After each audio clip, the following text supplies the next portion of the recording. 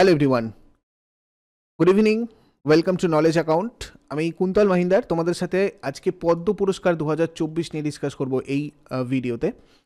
পদ্মভূষণ, পদ্মবিভূষণ এবং পদ্মশ্রী এবছর কারা কারা পেলেন, টোটাল পদ্ম অ্যাওয়ার্ডস 2024 আমরা এটাতে দেখব এবং কারা কেন বিখ্যাত, তাদের অন্যান্য কী কী কৃতিত্ব রয়েছে বা পদ্ম পুরস্কার রিলেটেড বিভিন্ন ফ্যাক্টস সব কিছু আমরা আলোচনা করবো এই ক্লাসে। প্রথম থেকে শেষ পর্যন্ত মন দিয়ে দেখো, অনেক কিছু জানার রয়েছে, এগুলো তোমাদের প্রত্যেকটা কম্পিটিটিভ এক্সামের জন্য কিন্তু হেল্পফুল। আর একটা কথা, কারেন্ট অ্যাফেয়ার্সের তোমাদের পেড যে মক টেস্ট সেটা সম্পূর্ণ ফ্রি করে দেওয়া হয়েছে তোমাদের জন্য।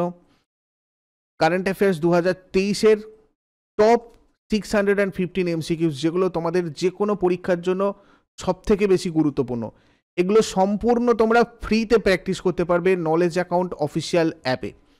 অ্যাপটা ডেসক্রিপশন বক্সে লিঙ্ক আছে, ওখান থেকে গিয়েও ডাউনলোড করতে পারো, বা গুগল প্লে থেকে গিয়ে তোমরা নলেজ অ্যাকাউন্ট অফিসিয়াল এটা ডাউনলোড করে নাও। ফ্রি উইকলি টেস্ট সেকশনে চলে যাও, ওখান থেকে তোমরা এই কারেন্ট অ্যাফেয়ার্সের মক টেস্ট সম্পূর্ণ ফ্রিতে দিতে পারবে।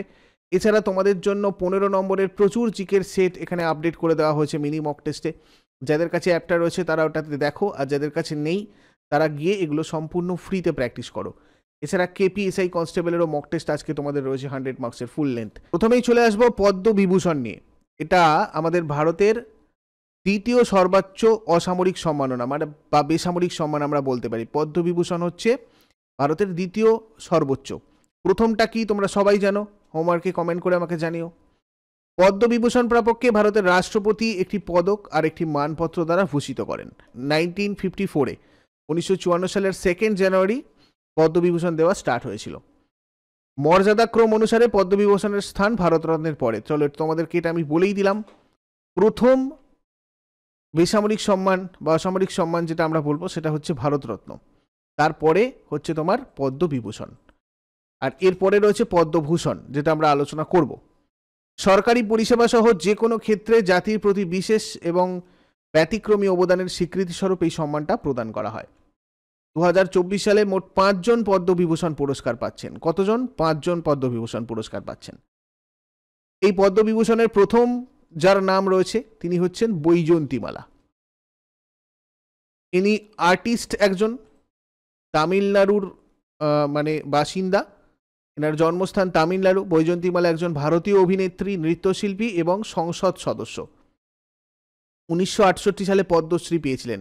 মেন পরীক্ষার জন্য A to Z প্রিপারেশন, তোমাদের WBPSC ক্লার্কশিপের অধ্যায়ভিত্তিক বিস্তারিত ক্লাস, শেষে অধ্যায়ভিত্তিক MCQs, মেইন পরীক্ষার কনভেনশনাল রাইটিং প্র্যাকটিস, তোমাদের লেখা চেক করবেন দিনের অভিজ্ঞ এবং স্পেশালাইজড টিচার আমাদের যারা যারা রয়েছেন। এর সাথে সাথে তোমরা টেস্ট পোর্টালে full length mock test, chapter wise test, এগুলো সব কটা ওখানে অ্যাভেলেবেল পাবে। এছাড়া WBP 2024 target batch, general study foundation, WB food SI এখানে তোমাদের অ্যাভেলেবেল।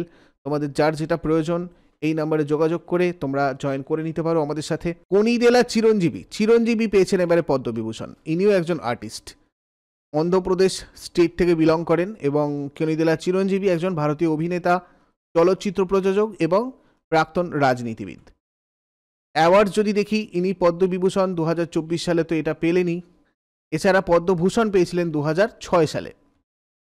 নিক নেম হচ্ছে এনার megastar supreme hero.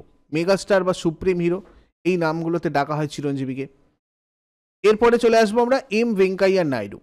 Venkaiah Naidu public affairs category থেকে পেয়েছেন, অন্ধ্রপ্রদেশ থেকে বিলং করেন। মুপাভারাপ্পু ভেঙ্কাইয়া নাইডু, MV নাইডু, ইনি হচ্ছেন ভারতীয় রাজনীতিবিদ যিনি 2017 থেকে 2022 সাল পর্যন্ত ভারতের 13তম উপরাষ্ট্রপতি হিসাবে দায়িত্ব পালন করেছেন। স্বাধীন ভারতে জন্মগ্রহণকারী প্রথম ভারতীয় উপরাষ্ট্রপতি। এটার ভেঙ্কাইয়া নাইডুর ব্যাপারে এটা একটা খুব ইম্পর্টেন্ট ফ্যাক্ট, ইনি স্বাধীন ভারতে জন্মগ্রহণকারী প্রথম ভারতীয় উপরাষ্ট্রপতি। এছাড়া রয়েছেন বিন্দেশ্বর পাঠক, পোস্ট হিউমাসলি মরণোত্তর পদ্মবিভূষণ দেওয়া হয়েছে এনাকে। সোশ্যাল ওয়ার্কের সাথে জড়িত, বিহার থেকে বিলং করেন। 2023-এর 15 অগস্ট ইনি মারা গিয়েছেন, মানে জাস্ট আগের বছরে। বিন্দেশ্বর পাঠক ছিলেন একজন ভারতীয় সমাজ বিজ্ঞানী, সোশ্যাল সায়েন্টিস্ট এবং সামাজিক উদ্যোক্তা। ইনি সুলভ ইন্টারন্যাশনালের প্রতিষ্ঠাতা ছিলেন। একটা ভারত ভিত্তিক সমাজসেবা সংস্থা এই সুলভ ইন্টারন্যাশনাল, যেটা মানবাধিকার, পরিবেশগত স্যানিটেশন, শক্তির অপ্রচলিত উৎস, বর্জ্য ব্যবস্থাপনা এবং শিক্ষার মাধ্যমে সামাজিক সংস্কারের প্রচার করেন। পদ্মভূষণ 1991-এ পেয়েছিলেন এই বিন্দেশ্বর পাঠক। এছাড়া রয়েছেন পদ্মা সুব্রহ্মণ্যম। ইনি একজন আর্টিস্ট, তামিলনাড়ু থেকে বিলং করেন। ইনি একজন ভারতীয় শাস্ত্রীয় আমাদের যে নৃত্য ভারতনাট্যমের নৃত্যশিল্পী। এবারে দেখব পদ্মভূষণ। এটা ভারতের তৃতীয় সর্বোচ্চ অসামরিক সম্মাননা। এটাও 1954 সালের 2 জানুয়ারি ভারতের রাষ্ট্রপতি কর্তৃক দেওয়া শুরু হয়।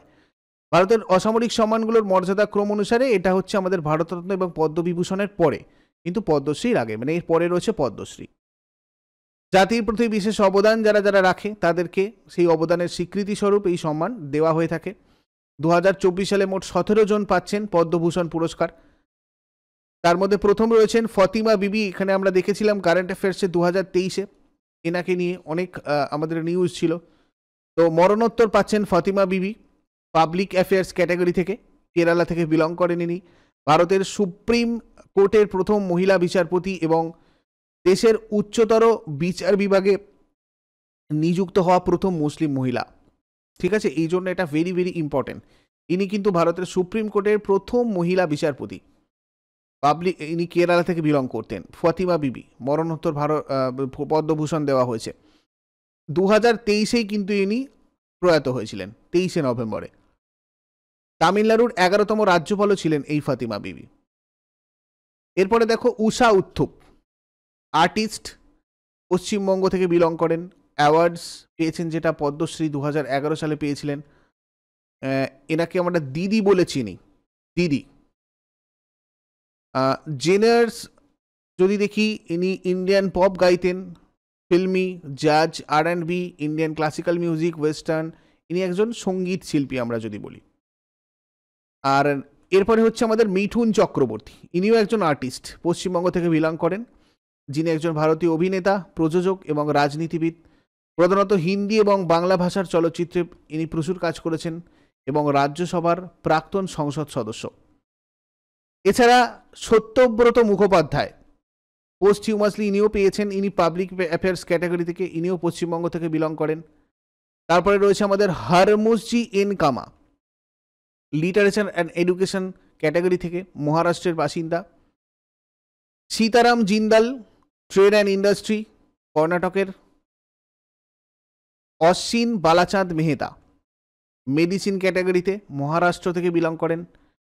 রাম নায়েক, ইনি একজন পাবলিক অ্যাফেয়ার্স ক্যাটাগরি থেকে পেয়েছেন, মহারাষ্ট্র থেকে বিলং করেন। ইনি ভারতীয় জনতা পার্টির একজন প্রবীণ ভারতীয় রাজনীতিবিদ, যিনি উত্তরপ্রদেশের 19তম রাজ্যপাল হিসেবে দায়িত্ব পালন করেছেন একসময়। এছাড়া তেজস মধুসূদন প্যাটেল, মেডিসিন ক্যাটাগরি থেকে, গুজরাট থেকে বিলং করেন। Olancheri Rajagopal, public affairs, Kerala. Dattatray Ambadas Mayalu, artist, Maharashtra. Wang Liu, trade and industry, Taiwan. আধ্যাত্মিক গুরু তাকদান রিনপোচে, ইনি স্পিরিচুয়ালিজম ক্যাটাগরি থেকে পেয়েছেন, লাদাখের। তারপরে রয়েছেন পেয়ারেলাল শর্মা, আর্টিস্ট, মহারাষ্ট্র থেকে। এছাড়া বিজয়কান্ত, আর্টিস্ট, তামিলনাড়ু। চন্দ্রেশ্বর প্রসাদ ঠাকুর, মেডিসিন, বিহার। নেক্সট কুন্দন ব্যাস, literature and education journalism category থেকে, যিনি মহারাষ্ট্র থেকে বিলং করেন। আর নেক্সট একদম শেষ আমরা আসবো কি পদ্মশ্রী। এটাও ভারতের চতুর্থ সর্বোচ্চ অসামরিক সম্মাননা। শিল্পকলা, শিক্ষা, বাণিজ্য, সাহিত্য, বিজ্ঞান, খেলাধুলা, সমাজসেবা, সরকারি ক্ষেত্র, এই ধরনের সব ফিল্ডে বিশেষ অবদানের জন্য ভারত সরকার এই সম্মান দিয়ে থাকে। এই সম্মাননা সাধারণত ভারতের নাগরিকদেরই প্রদান করা হয়। ভারতীয় সম্মাননার মর্যাদার ক্রম অনুসারে পদ্মশ্রী স্থান ভারতরত্ন, পদ্মবিভূষণ এবং পদ্মভূষণের পরে। পদকের একদিকে পদ্ম ফুলের ওপর আর নিচে পদ্ম আর শ্রী এই শব্দ দুটো খচিত রয়েছে থাকে এখানে যে মেডেলটা দেওয়া হয়। অপরদিকে বার্নিশ ব্রোঞ্জের ওপর বিভিন্ন জ্যামিতিক আকারের চিত্র রয়েছে, যেরকম তোমরা ছবিতে দেখতে পাচ্ছ। সকল খোদাই লিপি সাদা সোনালী রঙে চিত্রিত থাকে। আর 2024 সালে কতজন পদ্মশ্রী পুরস্কার পাচ্ছেন? 110 জন মোট পদ্মশ্রী পুরস্কার পাচ্ছেন। এবারে দেখো এই 110 জনের সম্পর্কে আমরা ডিটেলস জানবো বা মুখস্থ করব, এটা তোমাদেরকে আমি বলবো না, বা এগুলো ইম্পর্টেন্টও না। এতদিনের অভিজ্ঞতা থেকে আমার যেগুলো যেগুলো মনে হয়েছে আমি তোমাদের সেগুলো একটু স্টার দিয়ে দেবো, তোমরা সেগুলো একটু ভালো করে মনে রেখো। আমি সবার নামই একবার বলে দিচ্ছি, বাট যেগুলো তোমাদের স্টার দেবো সেগুলো একটু তোমরা মনে রেখো ভালো করে। যেমন দেখো, খলিল আহমদ, শিল্প ক্যাটাগরি থেকে এরা সবাই পেয়েছেন। বদারাপ্পান এম, কালুরাম বামনিয়া, রোজওয়ানা চৌধুরী বন্যা, নাসিম বানো, রামলাল বারেদ, গীতা রায় বর্মন। কেমন? এর মধ্যে গীতা রায় বর্মন আমাদের ওয়েস্ট বেঙ্গলের বাসিন্দা। তো যেহেতু তোমরা ওয়েস্ট বেঙ্গলের প্রিপারেশান নিচ্ছ, অবশ্যই এটা একবার দেখে রাখবে।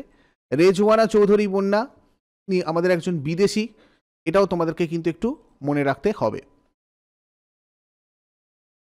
এছাড়া দেখো, পার্বতী বড়ুয়া সামাজিক কাজের সাথে জড়িত, তোমরা এটাও একটু মনে রাখতে পারো। আর এখানে তোমার পশ্চিমবঙ্গের আর একজন রয়েছেন তাকদিরা বেগম, শিল্প থেকে। এই দুটো তোমরা এখান থেকে একটু মনে রাখবে। এবারে চলে এসো কর্ণাটকের খেলাধুলা থেকে রোহন চাঁদ বোপান্না। এনার অনেক কৃতিত্ব আমরা দেখেছি 2023-এ, তো এটা তোমরা ভালো করে মনে রাখবে। আর নারায়ণ চক্রবর্তী আমাদের পশ্চিমবঙ্গ থেকে বিজ্ঞান এবং প্রকৌশলের জন্য। তারপরে তোমার চলে আসবে জোছনা চিনাপ্পা, তামিলনাড়ু, ইনিও কিন্তু খেলাধুলার সাথে জড়িত। ঠিক আছে, স্পোর্টস ক্যাটাগরি থেকে যারা যারা রয়েছে তাদের ক্ষেত্রে কিন্তু তোমাদের জিজ্ঞাসা করা হয়, এগুলো একটু ভালো করে দেখে রাখবে। নেক্সট হচ্ছে তোমার বিদেশি সারলান চোপিন, যোগব্যায়াম থেকে, তো এটাও তোমরা একটু দেখে রাখবে বিদেশি যদি হয়। এবং এখানে তোমাদের বাদবাকিগুলো আর কিছু ইম্পর্টেন্ট সেরকম নেই। তারপরে চলে আসবে তোমরা যারা যারা নিউজে ছিলেন, আমি তাদেরকেই তোমাদের স্টার দিয়ে মার্ক করার চেষ্টা করছি, যাতে তোমরা অ্যাটলিস্ট যদি এগুলো সবকটা না দেখে যাও, এইগুলো যাতে দেখে যাও। পিয়েরে সিলভাইন ফিলিওজ্যাট, সাহিত্য শিক্ষা, ফ্রান্স থেকে। বাদ বাকি এখানে তোমাদের আর কিছু এগুলো করার প্রয়োজন নেই। এখানে রতন কাহার, যেহেতু আমাদের ওয়েস্ট বেঙ্গল, সেই জন্য তোমরা এটা ভালো করে দেখে রাখবে। তারপরে এখানে আরেকজন রয়েছে পূর্ণিমা মাহাতো, খেলাধুলা, ঝাড়খণ্ড, স্পোর্টস রিলেটেড যেগুলো আছে, সত্যজিৎ লোহিয়া, মধ্যপ্রদেশ, খেলাধুলা, এগুলো তোমরা একটু এখান থেকে দেখে রাখবে। নেক্সট আবারও ওয়েস্ট বেঙ্গল, দুখু মাঝি, সামাজিক কাজ, ঠিক আছে, ওয়েস্ট বেঙ্গল থেকে। বাদবাকি এগুলো তোমাদের আর না থাকলেও চলবে। চার্মি মুর্মু, ঝাড়খণ্ড, চামি মুর্মু, সামাজিক কাজ, এটাও তোমরা দেখে রাখবে একটু। আচ্ছা, শৈলেশ নায়কটা তোমরা দেখে রাখবে, দিল্লি, বিজ্ঞান ও প্রকৌশল। ঠিক আছে, এগুলো সবার সম্পর্কে কারেন্ট অ্যাফেয়ার্সে তোমাদের আলোচনা হয়েছে, যেগুলো যেগুলো স্টার দিচ্ছি। বাদ বাকি এখানে পশ্চিমবঙ্গ, সনাতন রুদ্রপাল, এটাও দেখতে হবে আমাদের। আর এখানে তোমাদের প্রয়োজন নেই। তারপরে এটাতেও তোমাদের কিছু করার প্রয়োজন নেই, এগুলো কিছু করতে হবে না। একলব্য শর্মা, এটা দেখে রাখবে তোমরা, ওয়েস্ট বেঙ্গল।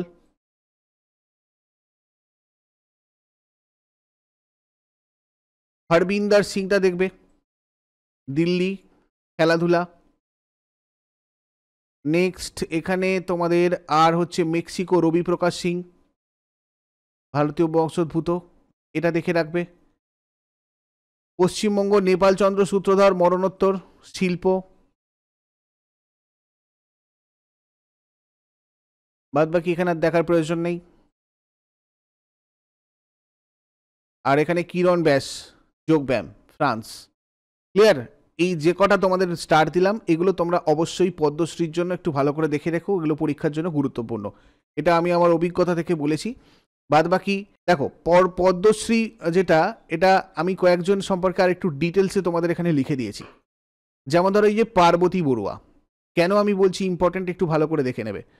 অসমের বাসিন্দা ইনি, ঠিক আছে, 67 বছর বয়সী পার্বতী বড়ুয়া। ইনি দেশের প্রথম মহিলা মাহুত ছিলেন, সেই কারণে কিন্তু পার্বতী বড়ুয়াটা আমাদের জন্য ইম্পর্টেন্ট। প্রাণী কল্যাণে তাদের বিশেষ অবদান রয়েছে, মানে এনার পার্বতী বড়ুয়া। ঠিক আছে, আরও কয়েকটা জিনিস, যেমন জাগেশ্বর যাদব, যারা যারা পদ্মশ্রী পেয়েছেন, বিশেষ কিছু ইনফরমেশান এখান থেকে তোমরা দেখে নেবে। এটা তোমাদের জন্য আলাদা করে অনেক খুঁজে খুঁজে করা হয়েছে, যেটা তোমাদের এই ক্লাসটার সব থেকে ইম্পর্টেন্ট পার্ট। খুব ভালো করে এগুলো দেখবে। ছত্তিশগড়ের বাসিন্দা 67 বছর বয়সী জগদেশ্বর যাদব উপজাতিদের কল্যাণে তার জীবন নিয়োজিত করেছিলেন। চামি মুর্মু ঝাড়খণ্ডের বাসিন্দা 52 বছর বয়সী, ইনি পরিবেশ রক্ষায় এবং মহিলাদের স্বনির্ভরতার লক্ষ্যে বিশেষ কাজ করেছেন। দেখো এখানে ব্যাপারটা হচ্ছে পরিবেশ কর্মী এবং মানে মানবতার ক্ষেত্রে, হিউম্যানিটির ক্ষেত্রে যারা যারা বিশেষ কোনো কাজ করেছেন তাদেরকে তোমাদেরকে খুব ভালো করে মনে রাখতে হবে। যেমন দেখো দুখু মাঝি, ইনি পশ্চিমবঙ্গের বাসিন্দা, 78 বছর বয়সী একজন ব্যক্তি, যিনি দুখু মাঝি নামে পরিচিত। পরিবেশ রক্ষায় এনার বিশেষ অবদান রয়েছে। ইনি গাছ দাদু নামে পরিচিত। তার মানে তোমাদের যদি পশ্চিমবঙ্গের গাছ দাদু কাকে বলা হয় যদি জিজ্ঞাসা করা হয়, তোমরা কি বলবে? দুখু মাঝি। রতন কাহার পশ্চিমবঙ্গের বাসিন্দা, ইনি একজন প্রখ্যাত লোকসঙ্গীত শিল্পী। বালাকৃষ্ণ সাদানাম পুটিয়া ভিতিল, ইনি কেরলের কথাকলি শিল্পী, 79 বছর বয়স। বিশ্বের দরবারেও ভারতের এই সংস্কৃতি তুলে ধরেছেন। এই কেরালার কথাকলি, যেটা কথাকলি শিল্পী, ইনি কিন্তু কথাকলি শিল্পের সাথে জড়িত ছিলেন। কেমন? নেক্সট দেখো গোপীনাথ সোয়াইন, ইনি একজন ভজন শিল্পী। স্মৃতিরেখা চাকমা, ইনি বস্ত্রশিল্পে অভিনবত্ব এনেছিলেন। ওম প্রকাশ শর্মা, ইনি নাট্যজগতে বিশেষ অবদান রেখেছেন। সনাতন রুদ্রপাল পশ্চিমবঙ্গের বিশিষ্ট ভাস্কর, 68 বছর বয়সী এই ব্যক্তি সাবেকি দুর্গা প্রতিমা গড়া শিল্পী সনাতন রুদ্রপাল, ইউনেস্কো থেকেও সম্মানিত হয়েছেন এই শিল্পী। Very very important. মচিহান সাসা মণিপুরের মৃৎশিল্পী হিসাবে বিশেষ জনপ্রিয়, 73 বছর বয়সী মাচিহান। নেপাল চন্দ্র সূত্রধর পশ্চিমবঙ্গের বাসিন্দা, 82 বছর বয়সী নেপাল চন্দ্র বিশিষ্ট মুখ্য শিল্পী। ঠিক আছে, আশা করি তোমাদের এর বাইরে পদ্মশ্রী, পদ্মবিভূষণ বা পদ্মভূষণ থেকে কোনো প্রশ্ন আসবে না। তবুও তোমরা প্রতিদিন সকাল 6টার সময় ডেলি কারেন্ট অ্যাফেয়ার্সগুলো ফলো করো। আমি এদের সম্পর্কে আরও কিছু গুরুত্বপূর্ণ যদি পাই রিসার্চ করে, সেটা অবশ্যই তোমাদের এই ক্লাসগুলোতে জানিয়ে দেব। সুতরাং সকাল 6টার কারেন্ট অ্যাফেয়ার্স কেউ মিস করবে না। নলেজ অ্যাকাউন্ট একমাত্র চ্যানেল যেখানে তোমাদের প্রতিদিন সকাল 6টার সময় ডেলি কারেন্ট অ্যাফেয়ার্সটা হয়। তো আমাদের টেলিগ্রাম চ্যানেলটাও জয়েন করে রাখো, যেখান থেকে তোমরা প্রতিদিন এই কারেন্ট অ্যাফেয়ার্সগুলোর আপডেট পাবে, যেটা তোমাদের স্ট্যাটিক জিকে, এখনকার ট্রেন্ড অনুযায়ী স্ট্যাটিক জিকে তৈরি করার জন্য সবথেকে ইম্পর্টেন্ট ক্লাস। এই নাম্বারে তোমরা যোগাযোগ করে নিও আমাদের পেড কোনো ব্যাচে তোমরা যদি জয়েন করতে চাও সেটার জন্য। Thank you so much. Next ক্লাসে আবার সবার সাথে কথা হচ্ছে। Good night. আর কমেন্টে অবশ্যই ফিডব্যাক জানিয়ে যেও, যাতে করে এই ধরনের সেশন তোমাদের জন্য আরও বেটার আরও ভালো ভালো সেশন তোমাদের জন্য আমরা আনতে পারি।